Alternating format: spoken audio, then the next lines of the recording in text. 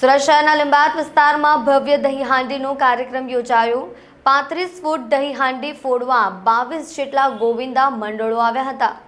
શ્રી કૃષ્ણ જન્માષ્ટમી પર્વ નિમિત્તે હાથી ઘોડા પાલકી જય કન્હૈયા લાલ કી, નંદ ઘેર આનંદ ભયો જય કન્હૈયા લાલ કી ના નાદ આખા શહેરમાં સાંભળવા મળ્યા છે।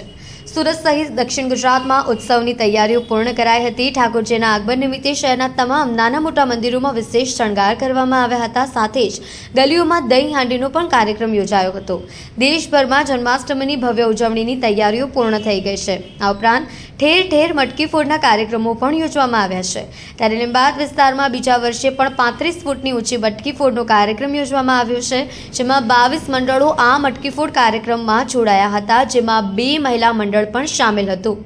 તેમજ 1.51 લાખ રૂપિયાનું ઇનામ પણ રાખવામાં આવ્યું હતું।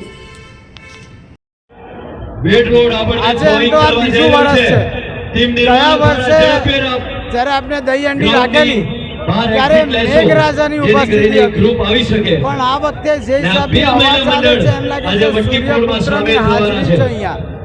આજે આપણે જોઈ જ રહ્યા છે કે 25,000થી વધુ લોકો આજે આ દહીં હાંડીમાં ઉપસ્થિત છે।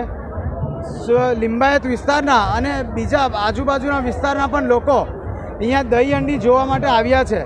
આપ ખુદ જ જોઈ શકો કે 35 ફૂટની એક મટકી છે અને બીજી છે 20 ફૂટની, જે હમણાં 10 મિનિટમાં છોકરીઓના ગ્રુપ દ્વારા ફોડવા જશે। જેટલા પણ લોકો અહીંયા આવ્યા છે એમને ખૂબ ખૂબ ધન્યવાદ કરું છું કે આ રીતે જ દર વર્ષે આ જે આયોજન થતું હોય છે એમાં બધાનું પ્રોત્સાહન વધારવા માટે આવતા છે।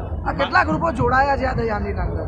આ દહીં હાંડીમાં ટોટલ 11 ગ્રુપ છે જે લોકો સલામી આપે છે, 9 ગ્રુપ દહીં હાંડી ફોડવા માટે આવે છે અને 2 ગ્રુપ જે છોકરીઓના છે એ ફોડવા આવશે, એટલે ટોટલ 22 ગ્રુપ છે। મહારાષ્ટ્રની મુંબઈની ઝલક લીંબાયત વિસ્તારમાં જોવા મળી રહી છે, શું કે આપણે નાનપણથી જોઈએ જ છે કે મહારાષ્ટ્રમાં આપણે ટીવી પર જોતા હોઈએ છીએ કે મહારાષ્ટ્રમાં કેટલી ઊંચી દહીં હાંડી હોય છે। આપણા સુરતમાં 140 મંડળ છે, તો કેમ આપણે ટીવી પર જોવાનું? આપણો પણ હક છે કે આપણે સામે આવું આયોજન કરીને આપણા મંડળોનું પણ પ્રોત્સાહન વધારીએ। તો આ બીજું વર્ષ છે લીંબાયતમાં, આપણે આ વખતે 35 ફૂટ રાખી છે। ગયા વર્ષે પણ 35 ફૂટ હતી, પણ આપણે 30 ફૂટ લાવી પડેલી કારણ કે લાસ્ટ યર પ્રેક્ટિસ ઓછી હતી, પણ આ વખતે મને ચોક્કસથી ખાતરી છે કે 35 ફૂટની પણ જે મટકી છે એ ફૂટી જશે।